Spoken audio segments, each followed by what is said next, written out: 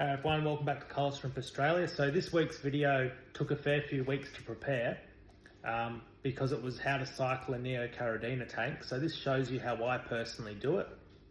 So for this video, I've just used a standard 30-litre tank with a sponge filter, heater and inert sand. So you can use any inert gravel, sand, rock chips you like. I've just gone with plain white silica sand here. So it doesn't buffer and it's really good for neocaridina shrimp. This tank will probably have either fire reds, bloody marys, chocolates. I haven't really decided, but I've done a side-by-side comparison. So the tank on the left is the control tank. I haven't added anything to it, and the tank on the right, I've added a bacterial supplement to try and grow more green walls, and I've taken a fair few clips over the duration of the cycling process, and I'll just go through how I do it. So this is a really requested video, and I finally put it together. It did take a fair few weeks to do it, and hopefully you learn something from it. So this video is going to be a side-by-side comparison, going to look at growing biofilm. So one's going to be a control tank where I don't add anything. And then the other tank, I'm going to add a bacterial supplement to try and boost the green walls in the tank.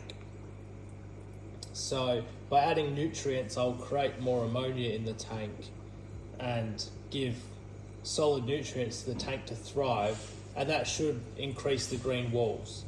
Green walls are super important for baby shrimp, but I thought I would try and give a comparison. So this is day one for both tanks. I've just put some sand in there, got a filter in there, filled it up full of water. And then over the next couple of weeks, I'll track the progression. And that way you can see a visual representation of, you know, do the products work, or is it just a gimmick? I think they work really well. And I guess the proof's going to be in the pudding of how it goes. So the tank on the left is going to be the control tank. The tank on the right is going to be the one I add the bacterial supplement to. And at the end, I'll show you what I've added, and you know, it should give a nice clean indication of how you can get green walls.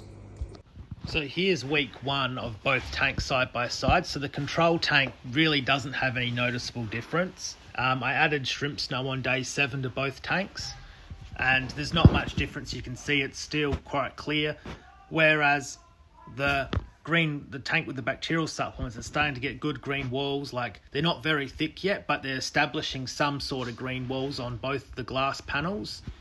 And there's a big difference between the control tank, just because I think there's a lot more nutrients in the water, and the same amount of light for both tanks, but you can clearly see that there's a big difference in the first 7 days of the process, and it's quite apparent.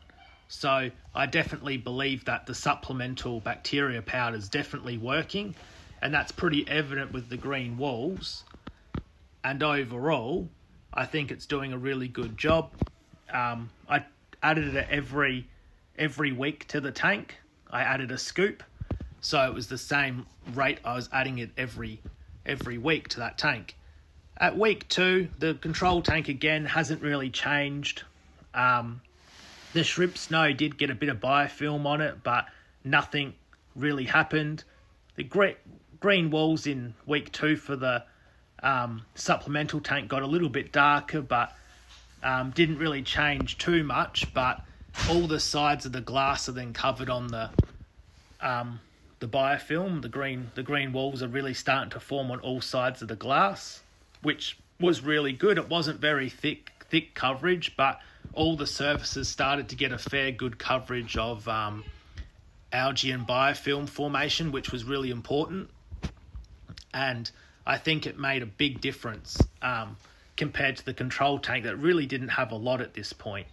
So it was many weeks ahead in the green wall formation, and you know, the control tank really looked very dismal. At week 4, I'll skip a couple of weeks, the supplemental tank had very strong green walls at this point, forming in some pockets, and the control tank really didn't have much happening. So this is the supplemental tank, much deeper coverage, much darker coverage. The control tank did have a fair bit of green walls happening, but it wasn't really dark. It wasn't a real dark colour compared to the supplemental tank. And then at week 6, this is the supplemental tanks. The green walls are very formed at this point. They're very dark. There wasn't any change in the control tank, so I didn't show it.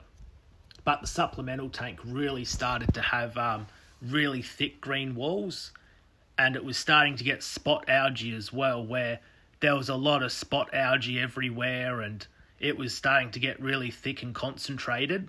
I had to scrape down the front panel of the glass at this point. So in this clip, I'm just going to explain how the cycling process works.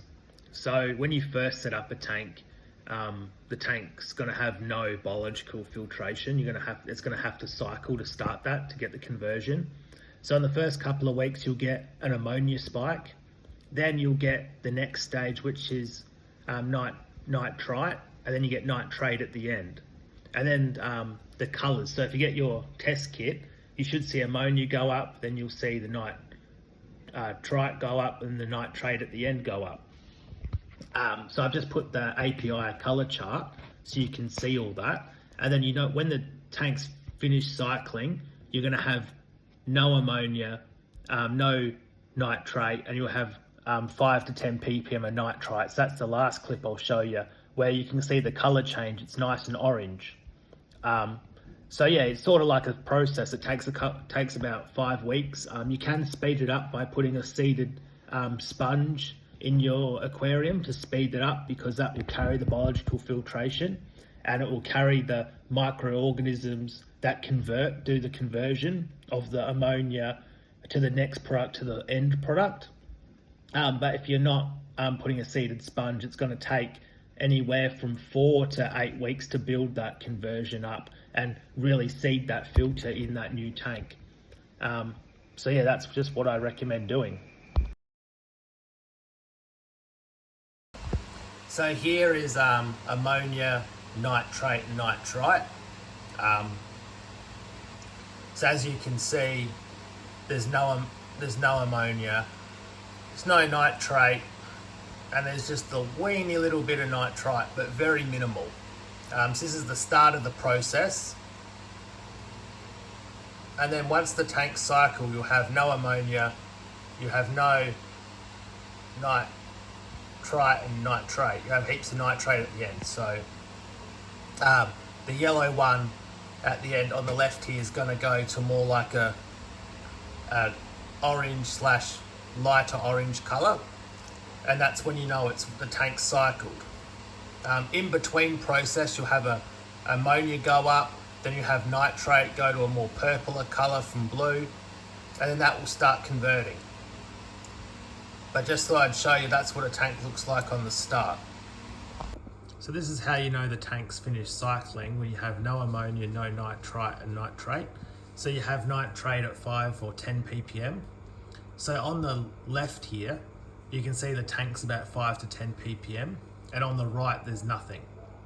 So in that first clip, it had nothing of all the values, and then as the tank cycled, when you get the end stage conversion of nitrate, then you know the tank's fully cycled as well. So it's just a visual representation of when I know my tank's cycled, and then you do a big water change and you're good to add the shrimp in. So this last clips here just show the end process of what the control tank and the one that had the bacterial supplement in there. As you can see, the bacterial supplement grew very good green walls, and both tanks are fully cycled, ready to go. So you can just see the difference of preparing the tank with the bacterial supplement really makes a big difference in the amount of green walls formation that you get, and directly the green walls really beneficial to baby shrimps and shrimp breeding, because it gives food for the shrimp to feed off. It gives good biofilm and good food source.